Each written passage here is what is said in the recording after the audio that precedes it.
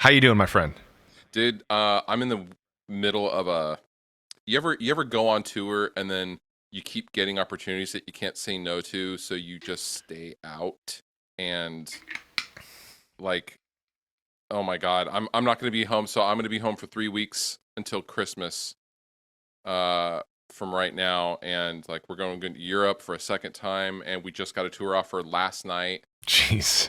and so like that'll be right after we get back from Europe for the second time, and I'm gonna basically be gone till like Christmas. Damn. Are you allowed to announce what those tours are?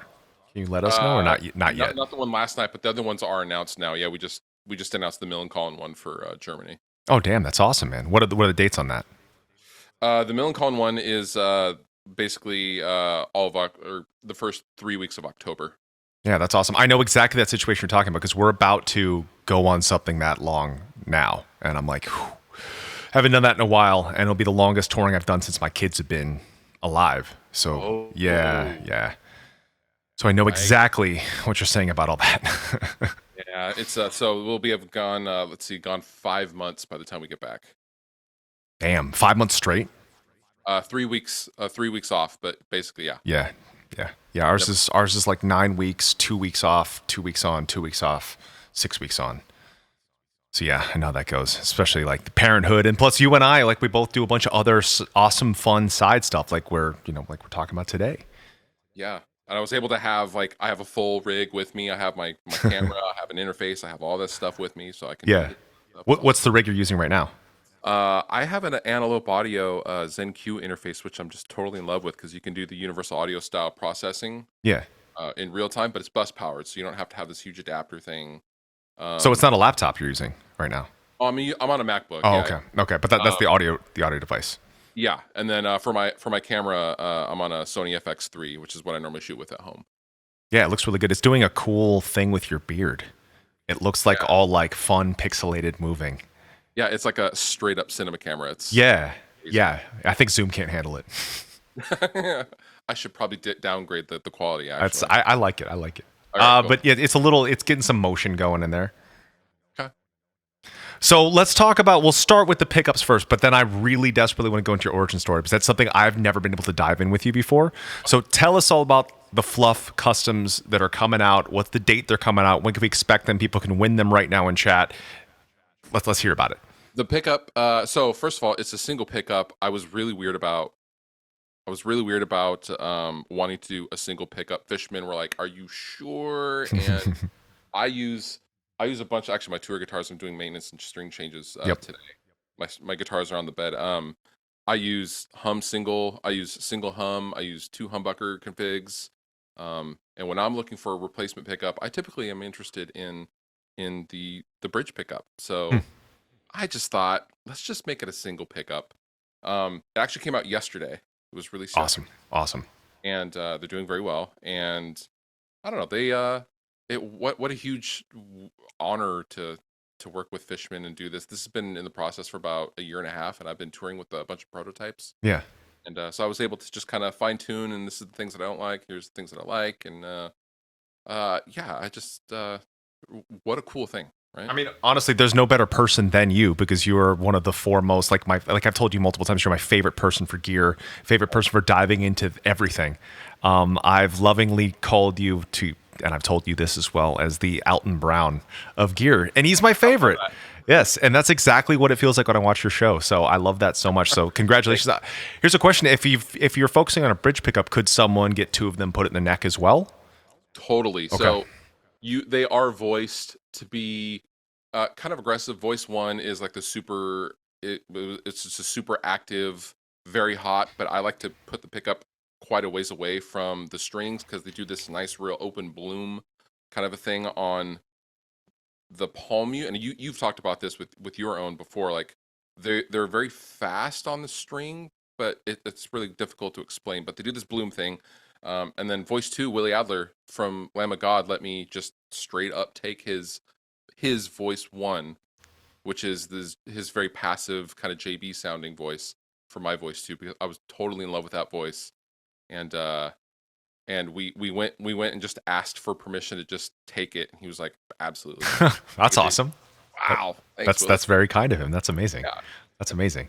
Yeah, I think is it the latency thing you were talking about that I've mentioned? Like, I Yes, feel like yeah, it's and I know it's not the right term, but it's the best term I've been able to figure out.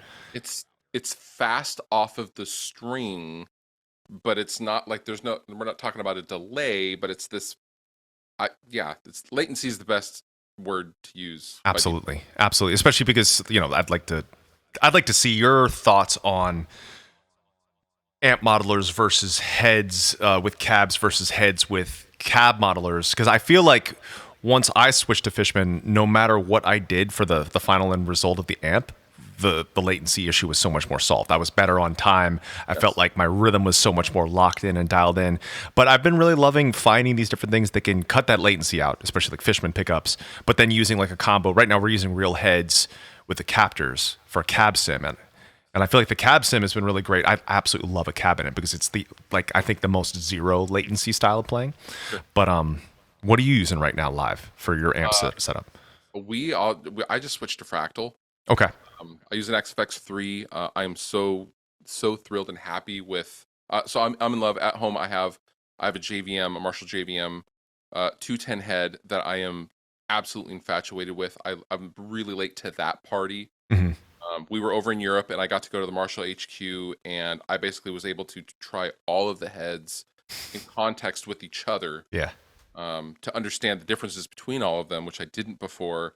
And I came home, I immediately bought a JVM 210, and I love how compressed it is, but it has this real nice organic, like I don't know, just it's harmonically rich. So I was able to go to the Fractal Axe Effects and put in the settings that I had at home, and that's my live tone, and I'm so stoked on it.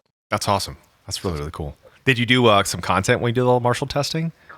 Did you film that? no, they well, because we had spent 12 hours on a flight, got off, we got stuck in customs, and then British Airways lost all of our gear the night before we were supposed to play with Maiden at download, which was awesome. Yep. I know how that goes. That sucks. Yeah, yeah. What'd you guys do? Just Neil from A Day to Remember borrowed those everything? cars. Yeah. That's awesome. That's awesome. Yeah, that's rough. That's rough. Yeah, Yeah, awesome. I have not flown to play shows internationally yet. Like we've done several U.S. tours since everything's been back, but I have not gone overseas yet. So I'm curious what that's like. It's rough. Yeah, I heard it. I heard it's. I would love to do it. We should do a documentary special because I heard it's just a nightmare. Like crews leaving bands for like higher bidders, bus Yes. companies just ghosting you, Yes. hotels going away, everything going away. My manager's out there with like a bunch of his bands, the 5B bands, and he's like, just horror story after horror story. Yeah, and then you have Brexit, and then within the UK specifically, Amazon has now poached most, like 98% of all drivers for buses and trucks, and are offering them wages that cannot be matched by any other industry because they need drivers. Dude, Yeah, nightmare. it's really bad over there. Nightmare. Well, on that note, let's take it all the way back. I want to take it all the way back to when did you first start falling in love with music? What was that genre? What made you want to pick up a guitar, start playing, start writing? Oh man. My grandparents and my parents were really into Elvis and the Beach Boys, and my dad growing up was always into Black Sabbath and The Who and like all these classic 70s bands, Van Halen of course. And my mother was always into the Cars and Fleetwood Mac and the first Madonna record, and she was very much always trying to consume newer stuff starting in the early 80s. And my dad was always, if it was made after 1982, he's not interested in it. He's that guy. And so I always had this weird dichotomy of like super heavy Black Sabbath riffs and pop, like melody, Yep. melody, and being able to sing along was very, very important because that's what we did in the car. And I grew up in the Seattle area. That's where I'm from. And but in the early 90s in the Seattle area, you couldn't help but see what was going on around you with the music. I was a little young. I was like 11. I mean, I'm old now, but I was 11 when Nevermind came out, and I was kind of got in on the tail end of the grunge thing, and I very much remember being, walking down the street and being able to see bands. KSW is a radio station in Seattle, and they would have these things called Pain in the Grass, and it was a free concert series every weekend in the summer, and you could go see an unsigned Pearl Jam or an unsigned Alice in Chains, just going to Seattle Center underneath the Space Needle. Damn. And it was an incredible time. And I came in. There we go. Now it's great. That was so strange. I'm so sorry about that. That's all good. Okay. There we go. Now tell me, Grunt Truck. We said Grunt Truck, the band name super strange, then it started getting silly on the audio, so let me know. Yeah, okay. So it was Grunt Truck and then 7 Year Bitch, whose singer married the drummer for Rage Against the Machine for a really, really long time. Fun fact. So growing up in that era with it wasn't about shred, it was about the song. Yep. It was about melody, and my big three were Kurt Cobain, Billy Corgan, and Jerry Cantrell. And those dudes were just it for me as far as guitar players initially. That's awesome. And that was 93 would have been your first show. Summer of 93. It might have been 94-ish. I was about 14 years old, so I guess that would have been 14 or 94, I guess. Awesome. And so, yeah, I just started playing guitar, and then I caught the whole post grunge thing. The Everclear filter. When you could take over the world with just a drop D tuning. Yeah. And call it good. Yep. Bush. All those post mid 90s things which went into new metal, and I really loved West Borland and the Limp Bizkit stuff. And then I kind of got out of it. I had a daughter when I was 20 years old, and so I didn't have time to play guitar for a couple of years. And then I got back into it when Thrice's Illusion of Safety came out. That's such a damn good album. Dude, I just was like, this is like the freshest thing I've ever heard ever, and I've been playing guitar ever since. That's amazing. I love what you said about like the mixture of having these riffs, like Sabbath style riffs, and having the melody at the same time, because that's always been like some of the most interesting stuff to me, and that's what we've always preferred to do as well, is like having the intricacy there and the technicality there, but also allowing like, hey, let's have some choruses, let's have things we can sing to. And that era you were talking about with your first show, I felt like 93 to like 97, 98, 99 was my absolute favorite era of like radio rock. It was some of the best songs. And we didn't realize it at the time, I don't think. I mean, at least I didn't. But, my daughter is about to turn 21 next, 2 weeks. And she was like, man, you guys just had band after band after band after band on the radio just with these banging songs. I'm like, yeah, we really did, didn't we? Like, we had some really great music then. You start picking up guitar and stuff. When did you start... Did you start your first band? When you start getting some friends to jam with, all of that stuff? I started my first band, I think, in 95. We played our high school talent show. I named us Subway Rocket after the Mesa Boogie amp I really wanted. How nerdy is that? That's awesome.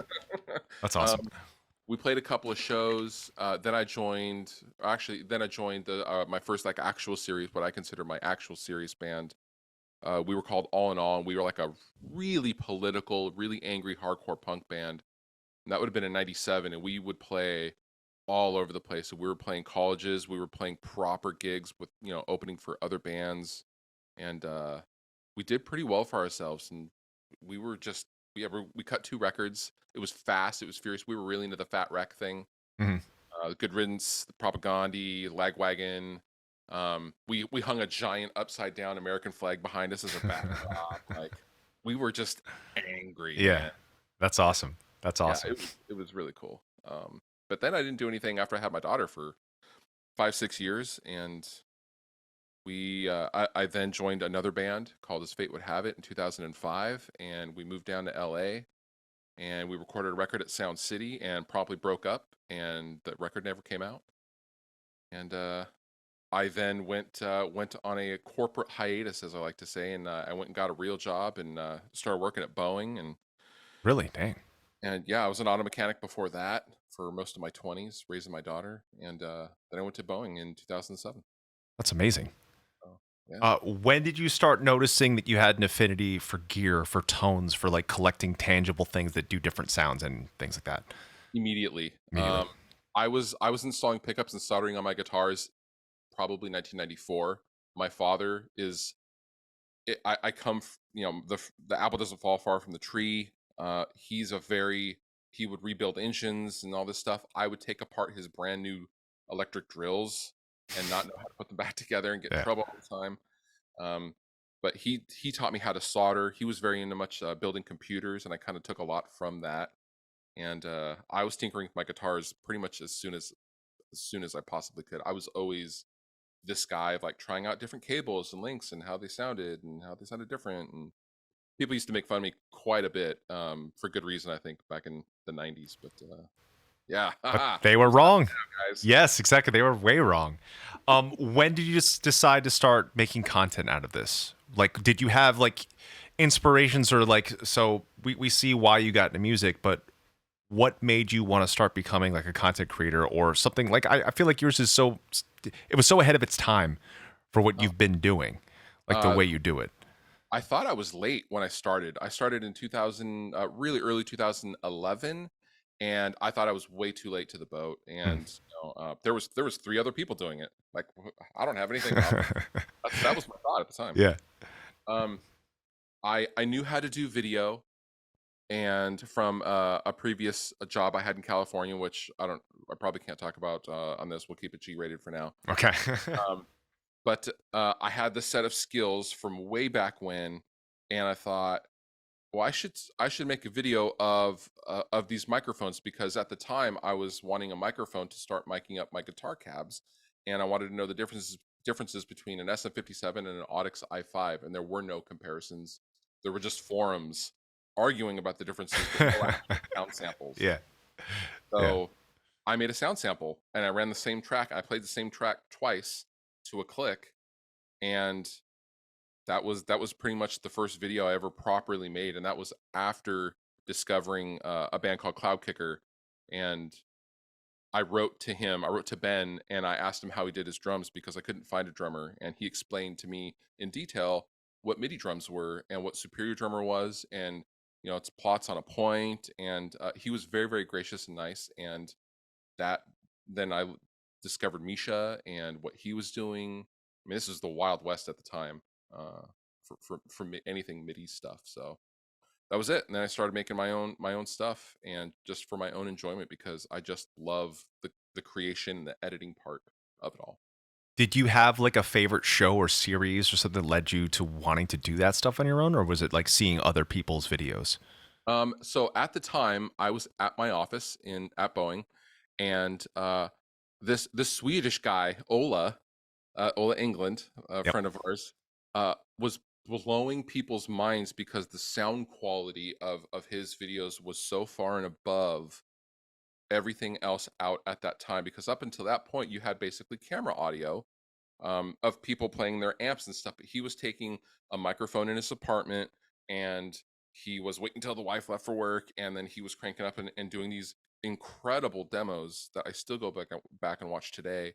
And it was so inspirational. And I think, Ola will forever be the absolute king of the metal content creation gear guitar thing. He's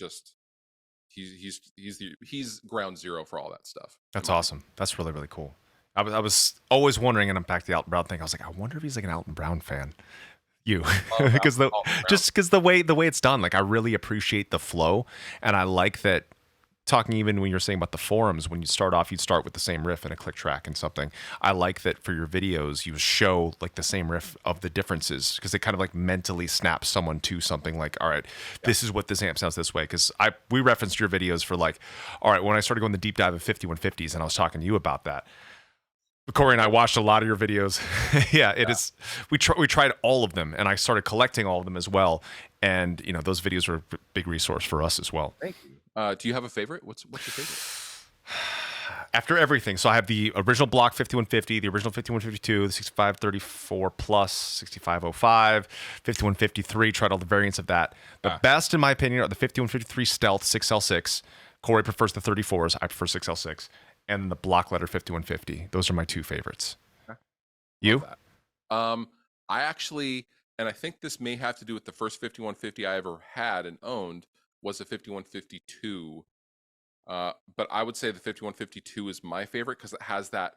I like to call it the Will Putney kind of quack, Mm-hmm. that upper mid. That's a 5152 or a 6534. I think the 6534 plus is Oh my goodness, that is such a great amp for recording anyway. And it's very good. Yeah, we took a note. We took notes of seeing like which record we did which head on, and every single record was some form of 5150 except for the Crusade. I think that was a Bogner Uberschall. Oh, interesting. And I think maybe there was a Diesel involved, but I think it's mostly the Uberschall for the rhythms. And I was on a Petrucci 7-string, which is so it's like totally different sound. Oh wow. Yeah, but the rest were all some form of 5150, 1, 2, 3, 34, 05, or the last three have been 3 stealths. Oh. Yeah, yeah. There's been 5153 stealths, and then I'm trying to think there was something else weird. Andy Sneap did, I think, a Mesa dual rectifier for some of the rhythms on Ascendancy, which is my favorite tone, but it sounds like a 5150 to me. But I think it's a dual rectifier, and then some PV. I need to ask Corey what the other PV was. What's your favorite tone of your records were, because your guys' albums are a masterclass in guitar tones. Thank you. And we go to the experts. That's why they sound so good. So we're like, we're not going to make this sound amazing. Let's go get an expert. But you had to be able to work with Sneap and Richardson and Wilbur. Like, I feel like those are 3 of my favorite tone guys in the world. And I love Putney so much as well. That's why we've had Putney mix some stuff too. Like, he mixed that K-pop cover I did, and he mixed that Portuguese song we did with the Portuguese pop star. I was like, I just want to have these tones from my favorite guys. But Sneap's tones off Ascendancy and Collins' tones off In Waves are definitely 2 of my favorites. And then I'd say probably Josh Wilbur's In the Court of the Dragon was the best one. I would argue. So we have this guitar nerd talk when on the long hours on the bus, and I argue that In Waves could be probably the best heavy guitar tone ever recorded as far as a modern metal context. Well, no, because if you actually sit there and listen to that critically, you have the clarity, you have the punch, you have the mid-range, but it sits so perfectly with everything else, but it's aggressive, but it's not overgained. Like, there's all these things that particular record, my God. Damn, man. Dude, that means a lot coming from you. Thank you. Dude, I use it for a reference. Thank you. Okay, let's pull it up. Dude, the making and finding the tones in that record. So we'd never worked with Colin before. We'd always heard Colin's like pretty old school. We spent 2 weeks on figuring out the guitar tone. 2 weeks. And he rolls deep too. So it was Colin, it was Carl Bound, who's now kicking ass and doing like the Malevolence record, While She Sleeps, Bullet. We had Ginge Ford, who I believe was the drummer of Skindred, and he did a lot of stuff. So we had the 3 of them. But we spent 2 damn weeks trying every single cab, every single head, every single different Les Paul I had, every different kind of string pickup. And that's the fruits of the labor that you hear there. That record, I believe we did, that was quad tracked. For consistency, we've always have, and it's not because one of us is better than other stuff, but I do all the rhythms for Trivium, and then I do Corey's parts, kind of flip on the records, but 2s and 2s. So any harmonies would be, this is the harmony, this is the melody. I do all the rhythms. Corey does all melodies, all of his solos, and then I do all the dad solos.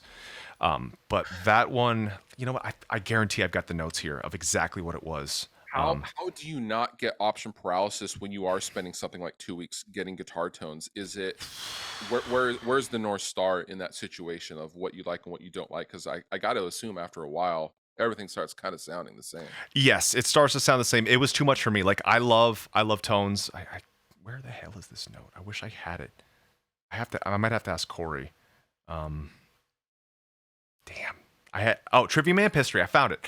When it's too much, when it's that level, it's too much. The way I like to track a record now is going with like our live tone, going with something that I love. Like, all right, let's bring the 5153 stealth, an overdrive, a noise gate. I actually like to put EQ in front of an overdrive or clean boost now. It's so subtle, but it just adds that little bit of extra stuff that I want. I like to just get in and work. I think the tones can be something like have a great tone, record, but then make the incredible tone in the mixing. So it was a lot. Like drums, I think it was a week on drum tones, but it's proof. Like you said, the amazing thing you said about the record, that's the proof of the work of how much time we spent. So here it is. I got it all. Trivium Amp History.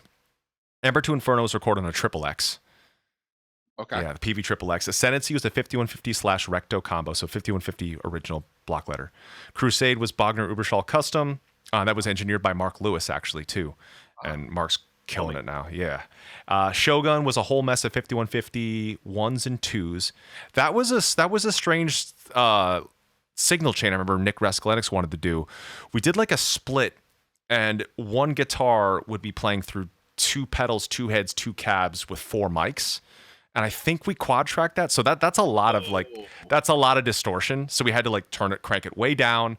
It was another kind of interesting process. And I think that's the thing with like rock, you can experiment. Sure. Non-metal, you can experiment, but with metal and with like something that's very rhythm guitar based, you kind of know and you go from that. I feel like trying to reinvent the wheel, like if we were to try to go for like orange amps and I don't know, an HM2 or something, like it wouldn't really make sense for us. Okay, so Shogun whole mess of 5151 twos in waves to 6534 plus, and the solos Corey wrote maybe in 05. So there you go. It's 34 plus. Dude. 34 plus and Les Paul customs. Wow. Yep. Vengeance Falls was tracked with a 5150 and a 6534 plus. Colin reamped with a Kemper of a 5153. I forgot Colin mixed that record. Sounds of the Snow was 5153, 50 watts. The solos were done with a KSR. Sin of the Sentence was a 5153 and a JSX. That was a cool tone. Dead Men was triple XM2. Oh yeah, I forgot about the PV triple XM2. Which is basically was that not a JS basically rebatch JSX? Yes, that's exactly what that was. So the triple XM2 melodies were a JSX. The solos from Corey with 5153 EL34 50 watt, and with mine was a 5153 Stealth. I knew if anyone would appreciate that conversation, it'd be you and I. So it was fun to talk about that. Yeah. So we did our research because we were talking about, like, hey, hypothetically, if we could ever make, our own signature amp or our own thing like that, could we ever do something like this? And so we decided, let's take the notes of all the heads we like, all the cabs we like, all the pedals we like. Zoom just warned me about 10 minutes, so when it goes out, we'll call back. Good old Zoom. Thanks, Zoom. When you guys, have you ever given thought, because are you still on Kemper's live? Live, we are now 6534s with the Captor X is what we're using. Okay, I was going to say, if you were still digital, would you ever think about, do you ever think about old material as far as guitar tones? Would you ever be in any situation where you would try to not replicate them, but kind of do the diligence of the older tones for that particular song in any situation, whether it be live stream or whatever? That's a great point. I think because it's been always semi-similar to the DNA in the back end, like I think it would always be kind of similar. Lately we've been doing, like, my home rig is an MXR 6-band EQ, KHDK, Matt and Corey clean boost, Boss NS2, which I do prefer the ISP though, so I need to get an ISP in here. 5153, the Captor, and then there's some like post stuff in Logic, and that's what I run to the stream. Live, it's basically almost the same thing, except it's the ISP decimator KHDK overdrive. Like I was also using you as a reference for like overdrives, clean boosts, and trying to figure out. I was like hitting up Ola. I was like, what about this, and this? And I noticed Frederick bought every single damn TC Electronics integrated pre in the world. Yes, so I found a couple. But those sound better with the block letter. They don't sound right with the newer head. It's very strange. Yeah, it becomes messy and noisy. Have you ever, this is, people are going to freak out, and maybe Boss will get mad at me, I don't care. With the NS2, when I was at Sweetwater, myself and Ben Eller discovered that when you just turn it on with nothing engaged on the NS2, it turns your volume down by 2 dB on the output. Damn. I've had people mention that to me. I remember Wilbur, when I showed up with the NS2, he's like, are you sure? He's like, are you sure? But the way I've got it for stream, it sounds awesome, but live we're using the ISPs. It works. That's yeah. Yep. I do have a Miku as well in line. The Miku pedal. It's amazing. It's pretty funny because we were the band and I was the guy that's like, if I can make my amp this big and have nothing else, I'm going to do that. I was like, I never want to own another pedal, another head, another cab ever again. Started watching your videos more, started watching Ola's videos more. I was like, gear's really cool. And then we stay in the studio and Corey's like, Matt, have you played through a head and a cab in a while? I was like, no, it's been a long time. And I sat there and started playing, and between, back to the latency thing with my Fishmans and hearing and feeling this amp in front of me, I was like, this is what we need to do. So actually we are using live cabs on stage as well, but they're not mic'd. They're just like behind us. So people in the front row have a really fun tone thing going on. Yeah. That's an interesting, I love amplifiers. I've toured with amplifiers, and my band is in a weird situation right now where, we're opening for all these big bands. We just went out with Beartooth and Wage War. We're out with 10 years right now, and we have to be on and off as fast as humanly possible, which means I have to use a digital rig. I have to be able to roll on and roll off in 5 minutes flat, and I can't take real amps. Yep. But we do still insist on using live cabs. We're all in in-ears and stuff like that, but the live cabs really kind of fill it out, and also having a dead stage as a concert goer drives me insane when I go and see a show, and all you hear is like you know that whole, Yep. That's why it was like people would be like, "Oh, I want to watch from the side." I was like, "No, you don't." Back when we had no cabs, it was just nothing. You just hear cymbals. Right. But now having that up there, we kind of got the idea. Like, we know it's Metallica. It's weird. They have got like what 4 cabs on stage, and they're playing a stadium. And then Megadeth had several live cabs as well. Like, this is really cool. So it's every time it's been Corey, he's like, "Hey, we should kind of reintegrate this back in, but use."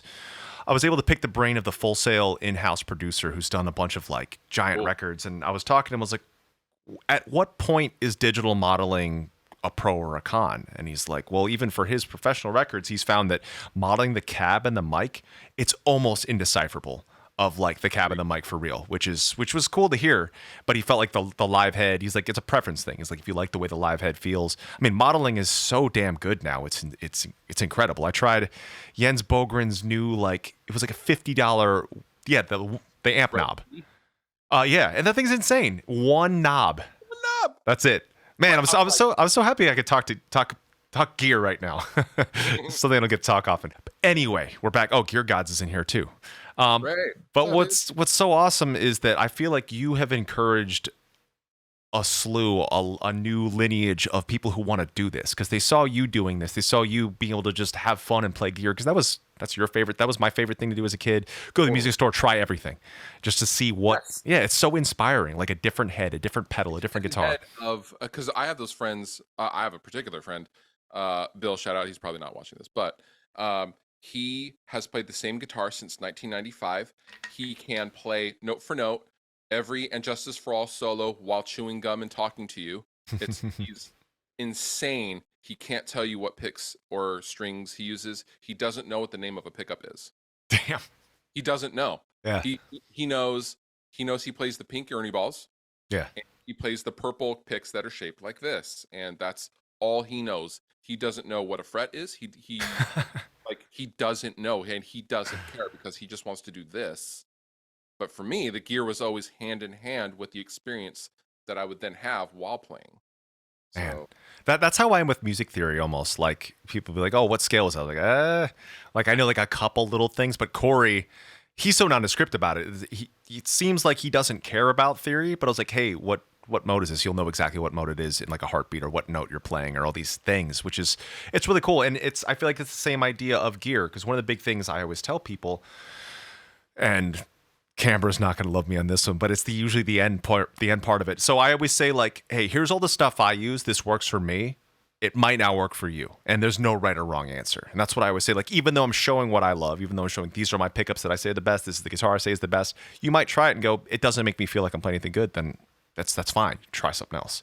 That is literally the crux of my entire channel of, I'm going to try it and I'm going to see how it works for me. And maybe this will help you decide. I refuse to do this sucks and this is like, I refuse to do that ever, because who am I to tell you what you like or what may be good for you? Exactly. Yeah, I feel like that's like a whole nother market that exists of just kind of like negativity, and it's just not fun. It's not fun. No. And that's another reason I've always gravitated towards your content, because it's like it's fun, it's happy, it makes me feel good watching it. So yeah, that's awesome.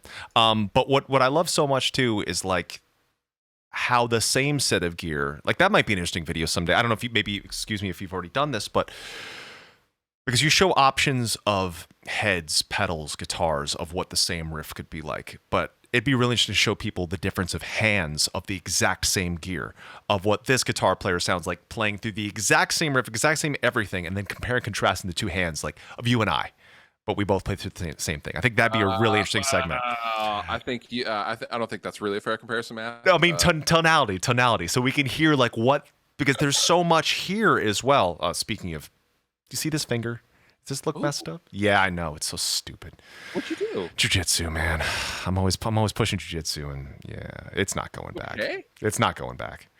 It actually, some things it helps, like open G chord, it helps, but Oh, so it's like just like that now? yeah, a finger injury. Yeah, finger injury is permanent. It's forever. Like I saw a hand doctor too. They're like, yeah, I could play fine. It's been like this since like 2017, but I kind of hit it again a month ago. But anyway, so I was like tones of the hand. So now this is the tone. Yeah, but anyway, I don't know why I went there, but I think that'd be a really interesting thing that I've never seen done. You and Ola play through the same signal chain, and what are the subtle differences at the end I'll of make that? that happen. Yeah, let's or maybe multiple guitar players like myself as well. Like we all play the exact same thing, but hey, here's to show people there's that extra little difference as well, like how your hands enunciate. So one of the things people always kind of critique is I love on the rhythm guitar playing slightly angling the pick so it gets that really high pitched scrape. Yes. I love that, and I feel like that's something that. It's kind of a taste thing. Some people said, I don't like it. It's screechy. It's not as tight. It'd be more tight if you just shift it a little bit. But I think there's something to those little bits as well. Yeah, I fully agree. If you're looking for a good neck pickup, I would highly recommend the Classic. The Classic is a very nice kind of, it fits very well and voiced very well with my bridge. It's awesome. It's awesome. So you've got active mode, passive mode. Do you do any single coil stuff as well for like other guitars? The pickup can do it. My tour guitars are wired like a caveman, so it's like one single volume and the pickup, and that's it. So I don't really utilize that stuff, but I do. I'll pull it for voice 2 to get the warm rounder stuff for like verse parts, and then when we go to a chorus, I'll do the voice 1 a little bit more sharper, a little bit more mid range kind of a thing. Yep, that's awesome. That's really cool. Yeah. I was thinking as well. Have you messed with the triple play yet? Just a little bit, and I couldn't believe how well, because it's like the newest generation of the original one, and it was insane. I'm so obsessed with it. So I've been running mine through Serum, like that EDM tone thing, and the way it tracks, like it takes a bit to really, like I thought I had it synced up, and then the Fishman team was like, your syncing isn't quite there, so they helped me with some like deep dive stuff. It's so fun. You can have your live guitar and the synth at the same time. So you can be like playing with this super low, like wobbly, crazy synth saw at the same time playing guitar. It's really fun. What? Yeah. And I did some work with Magic the Gathering, and their whole thing is they wanted traditional Japanese instruments. And I played koto and shamisen on my guitar on that and used the samples in there. And it sounds exactly like the real thing. I think you would get an absolute kick out of that thing. I'm obsessed. That's like every time I talk to Nate, I'm like, dude, that triple play. So when you get contacted by someone like Magic the Gathering, do they say, hello, this is Magic the Gathering? Or I do they have representatives? I was lucky. It was my friend Jonathan Young, another YouTuber. You might be familiar with him. Yeah, he hit me up. He's like, hey, I'm doing a soundtrack with Magic the Gathering, and I wanted to see if he'd be up for it. I was like, first, yes, of course. But then they said it was Cyberpunk Japan. I was like, yeah. So I'll sing in Japanese. We'll play some shamisen.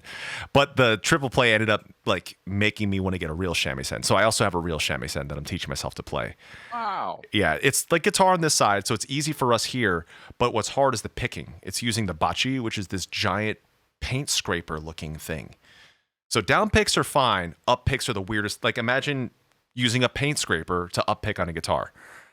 Yeah. See, that's what I like about you. You're grossly talented, but you are willing to put in the work. Yes. That's what you do, as evidenced by your finger. I should have quit right when this happened. I still go. It's my strong finger. Yeah, it's horrifying. I sleep with a splint on it, and it just doesn't do anything. So it's just that. So is that if you don't mind me asking, is that a joint thing? Yes. It was what the hand doctor said was the finger kind of like offset. They set in sets of bowls and grooves. Hold on, something is making noise. Apologies. They set in bowls and grooves. So like there's a groove of this bigger joint here, and there's a smaller bone that sits in here, and it kind of rubs in.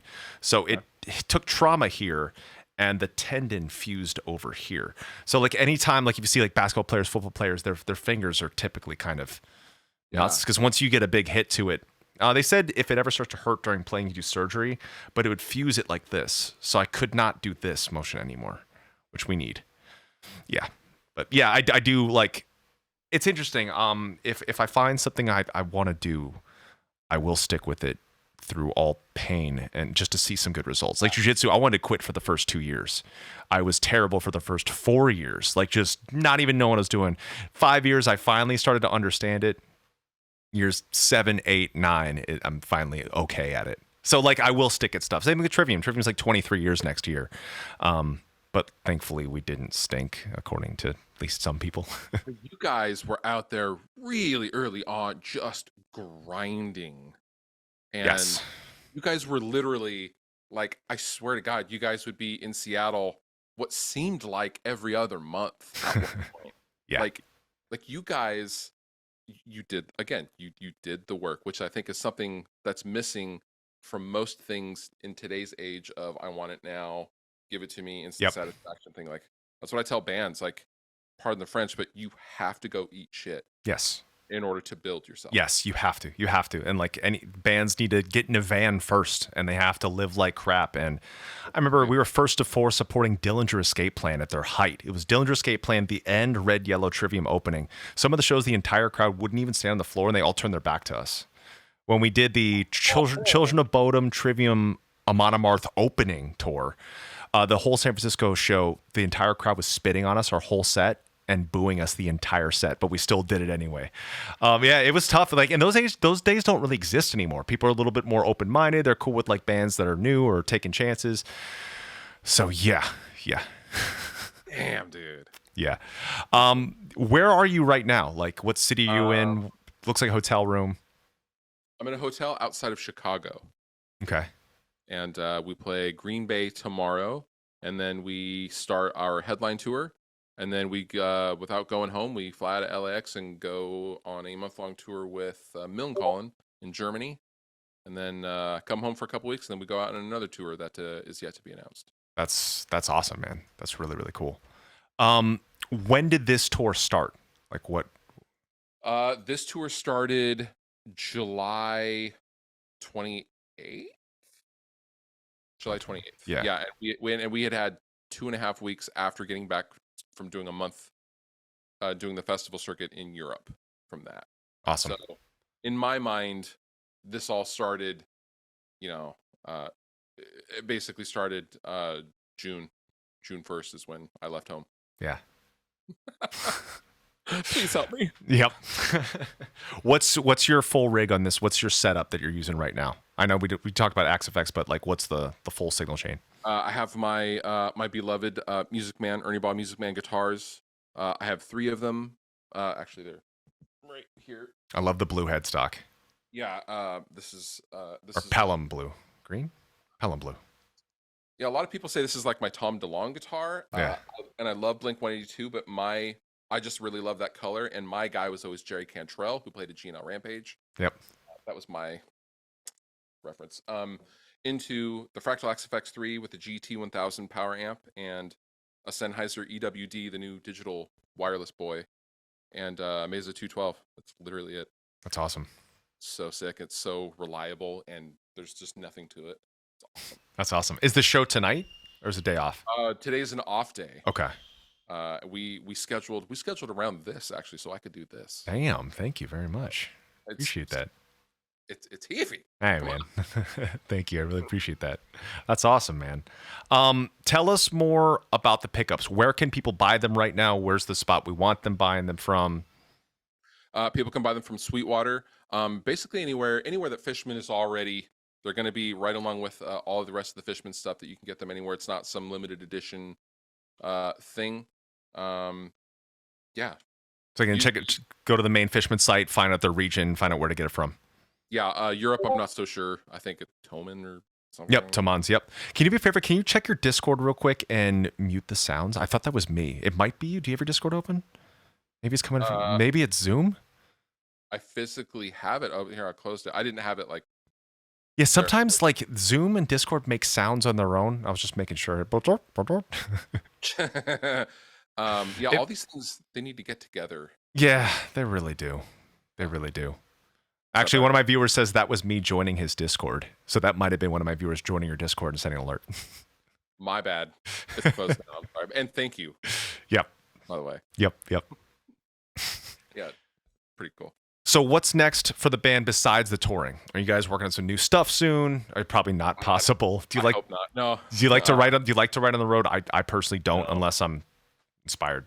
The record came out a month ago. It's doing very well. That took a year, more or less, to kind of do. We write really weird. We will all get together and we'll do a bunch of writing. We pass around a guitar. That's kind of why our stuff's kind of all over the place riff wise, is because it's just, oh, you know what would be cool with that? Here, give me that thing. Give me that thing. You know, it'd be cool if they, did this kind of a thing. But then our singer Tony sits with the demos for 6 months, and he will formulate, listen in the car, and start coming up with vocal melody ideas, which are always just constantly blowing me away. And then we got to go back into the studio, and then at that point we'll kind of rearrange and chop up some stuff. So by the time the record's actually done, I have to sit down with it and relearn everything because I don't remember what I'm the anything. same, dude. I'm the same. Like It's it's very, for some reason, it's very hard to memorize like everything of a catalog. right, because whatever ends up being the finished product is most of the time wildly different from where it started. And I think a lot of bands and a lot of people assume it's like, that Beatles documentary that came out last year of like, you guys are all sitting around asking what's for lunch. I mean, you do ask for what's for lunch, but you all sit around and go, cool, that's it. Cool. We have a record now. I'm like, does not work that way at all. No, not even close. Not even No. close. So that's our process. So we hope to not have to worry about another record for at least another year and a half or so. Tony's voice is freaking unbelievable. When I saw you guys, when I was meeting up with Jared at the social, and I got to hear Tony's voice singing for Jared, that was insane. So I never got to tell you what a breath of fresh air. So I'm gonna tell your audience. This is story time, everybody.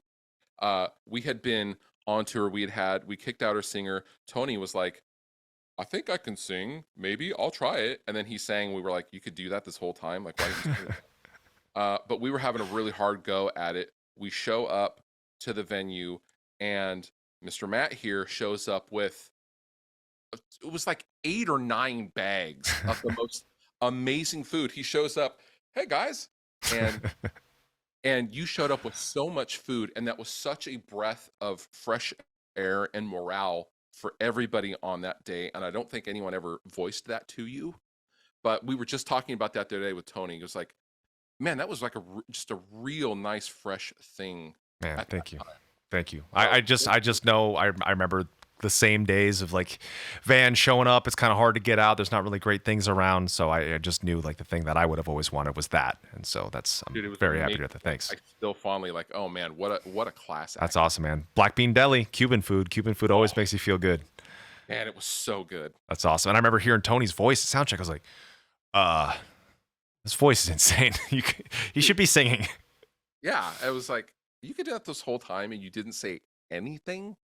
Like, but give me that guitar. Damn. Get up there. Damn. Yeah. So we went from the origin of, what was the original shows in Seattle, where we saw Grunt Truck, the free shows under the needle. Pain in the Grass. Pain in the Grass. I like that name. Pain in the Grass. It's like a dad joke. Yeah, right. Okay, so that was like kind of the first introduction to live music. You started jamming, started playing with people, started making content. Now, it was around the area. When did you start seeing your channel start to really take shape, get bigger? And then when did you jump into Dragged Under? Like, when were those two spots? So I'd done it as a hobby from 2011 to 2015 as a side while working my office job at Boeing. I was a quality inspector. I had worked my way up into the company. I had my own cubicle kind of a thing. And in parallel, I had a manager. I'll try to make this long story short. I had a manager who decided he really didn't like me, and he basically had me fired because he simply didn't like that I stood up to him.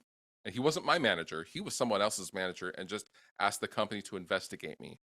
What they found was I had logged on and gone on Amazon outside of my lunch break, and I had bought what was some socks. So I'm sitting in this office, and they're like, we see that you bought some socks. And I was like, yeah, sorry.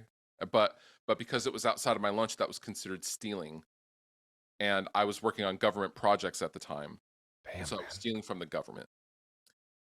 3 weeks prior, myself and my at the time wife had split up, and So I got divorced and I lost my 10-year-old Boeing job in the span of like 3 weeks. Damn.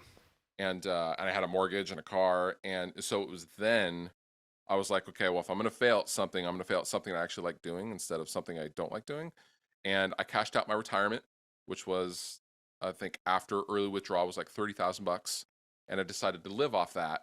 And I went full time into YouTube and just doing content. And here I am. That's awesome, man. Well, that's intense. That's intense. But I always love those stories of like the Phoenix style stories. Like that's Dude, I had a buddy Mike who works at Sony. He does all of the Grand Theft Auto and like all the Forza games and stuff like that. He had messaged me and he said, "You know what, man? Sorry to hear that, but sometimes when life pushes you in the pool, it's up to you to decide if you're going to sink or swim." And I was like, "Huh, okay, yeah." So I put the vodka bottle down and I'm going to make content. And Sink or Swim would be a really cool song name for Dragged Under. I agree. That would be really cool. That would be actually cool. So I called Jared, called her buddy Jared. That day, as I'm being fired, I was walked out of Boeing. I'm on my way home, and I call Jared, who I lived very close to, and he said, "Cool, you want to do a band?" And so then we did the Rest Repose thing for a couple of years, and basically Jared was busy. He didn't want to do it anymore, and we had our drummer quit, and we had studio time booked, and so myself and Tony and our original guitar player Josh. We went into that same studio because we had already prepaid for the time, and there was a blizzard, and we had access to Thai food and Bang energy drinks for literally a week straight. We got stuck in the studio, and we wrote what we thought would be cool songs, and that turned out to be the first Dragged Under record. Damn, that's amazing, man.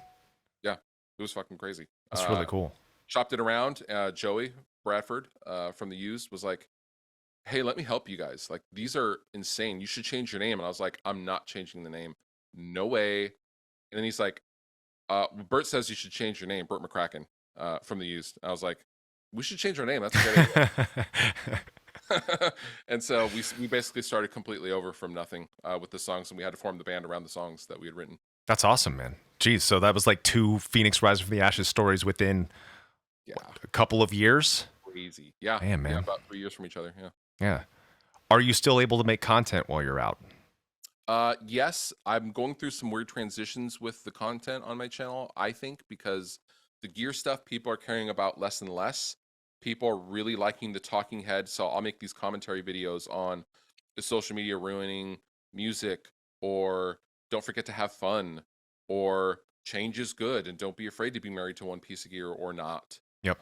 These kinds of things. People really seem to love those commentary videos. So I'm able to do those out on the road quite easily. Yeah, that's excellent. Can't do gear videos. Yeah, it's tough. But I think that, being able to have kind of this, it's more like existential advice you can give to musicians that are going to grab the gear and watch your gear videos anyway. Because that's a big thing. I love that you said, like, band needs to earn it. They need to eat shit. I feel like bands need to be practicing. I feel like individuals of bands need to be practicing a ton, and then a ton together as the band. And singers need to practice with the band just as much as the drummer practices. And you've got to work as a band in a room and truly go back to that vibe of being together. And I feel like that's the way you guys run it. And I feel like that's the way everyone should run it. Yeah, you can't buy what you guys have earned and put the work in. Like nothing can ever just automatically have that. Like, man, you guys are such a great example of like this entire subject of like, you guys did it, but you did it. Like, oh man, you took no shortcuts. Thanks, man. I mean, we almost, this thing has almost come apart multiple times. As you can see, the lineup changes. None of us were speaking to each other as a band during the Crusade, but now we're such great friends to the point where like Mark Morton will come up to us and be like, "Dude, every time I look around, you guys are all together. What's that all about?" I'm like, we want to be together. Every meal, it's together. It's the four of us, if not the four of us in our entire bus together. And if I got to be away from my kids and family, I need to love the people I'm with. Yes. And yeah, those are the guys I was just with a second ago. We practice all the time still individually. Like all this streaming time, I was like, "Matt, you're streaming all the time. You're just playing video games." Like, no, I'm rehearsing Trivium songs is really the 99% of the time.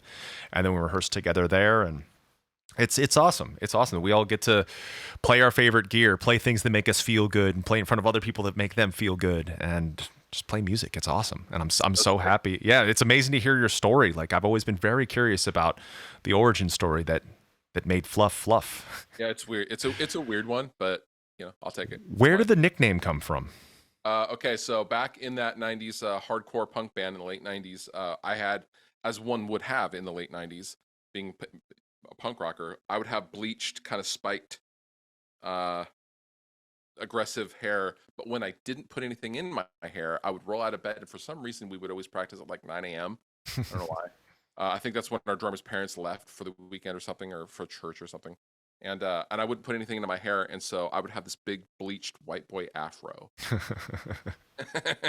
And they're like, "That's a big fluff." The guy that gave me the name, his name was Sid, and he used to play bass for a band called Sworn Enemy back in the day. Oh yeah, I love that band. Band's So amazing. he was one of many bass players they had, but he was in that band. That's awesome.